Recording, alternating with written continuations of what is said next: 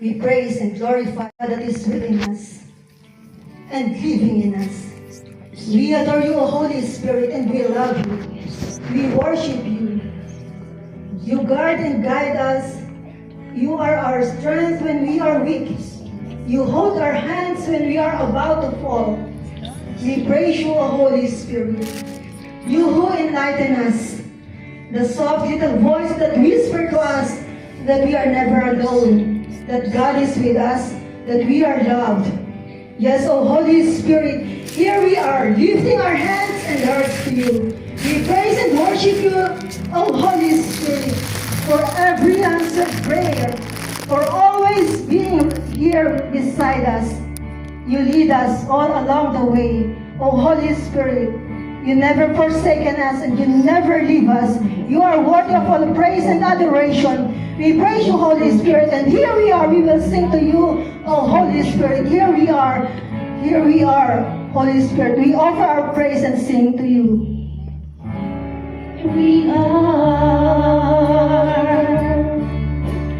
lifting our hands to you, and here we are. Here we are.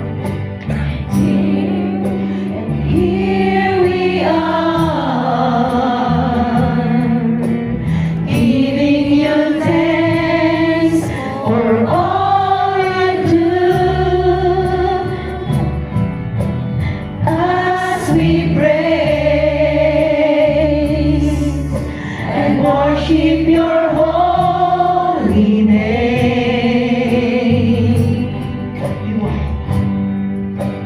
You are here, dwelling within our praise.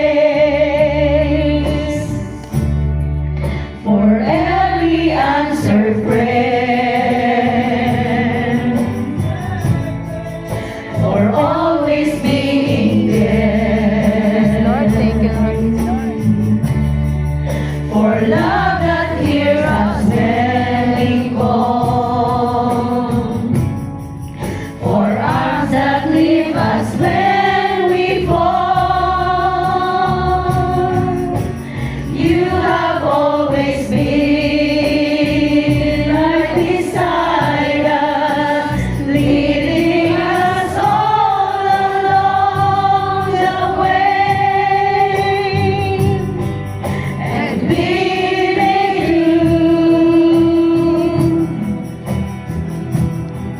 because of you. Yes, Holy Spirit, here we are, lifting our hands to you. Lifting our hands to you. Yes, Holy Spirit, you are worthy of all praise and adoration. We magnify your name, O Here Holy we Spirit. We praise you. We are, glorify your name. We love giving you, you Lord. thanks for all you do. As we pray, As we praise and worship your holy name.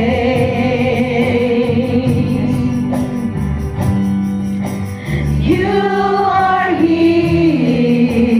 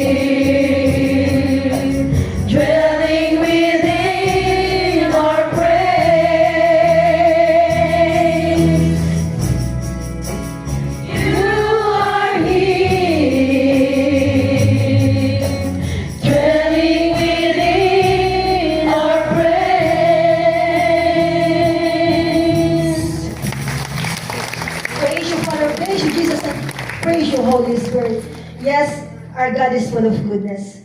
Remember the story from Luke chapter 15, the story of the lost sheep? The shepherd left the 99 sheep and went and looked for the one lost sheep. And when he found it, he carried it, put on his shoulder, and bring back to the sheepfold.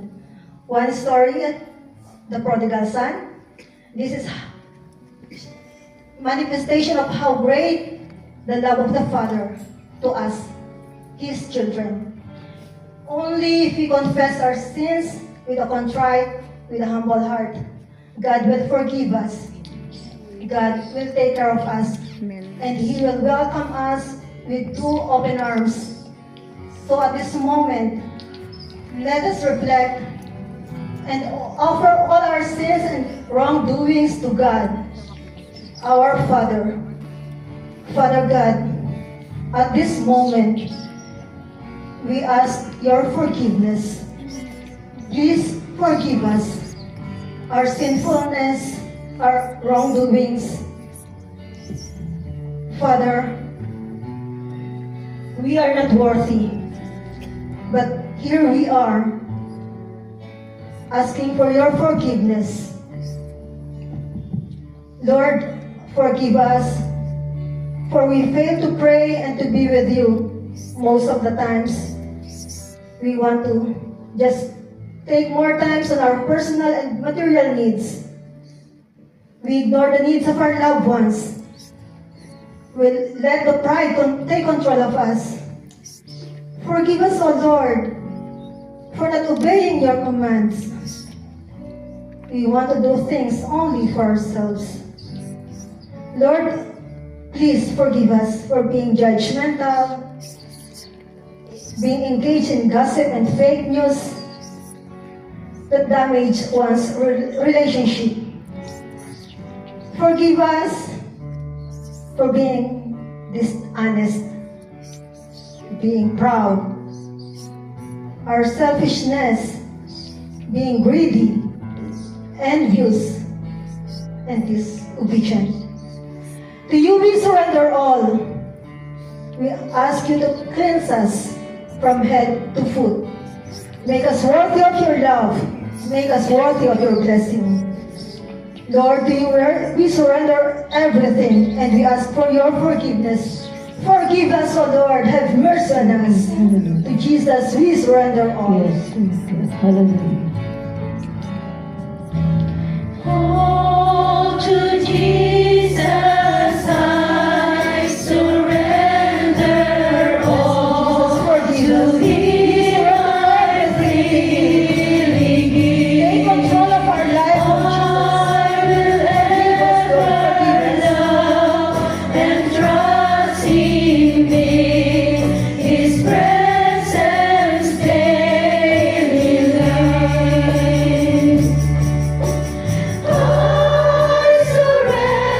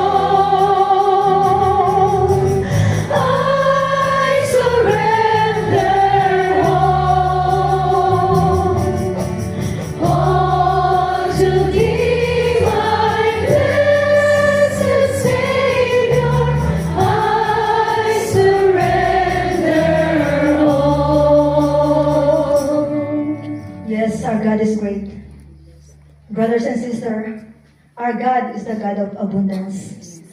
Can we declare today that we are forgiven? Amen. Amen. And can we declare that we are blessed? Amen. Yes, we are. Amen.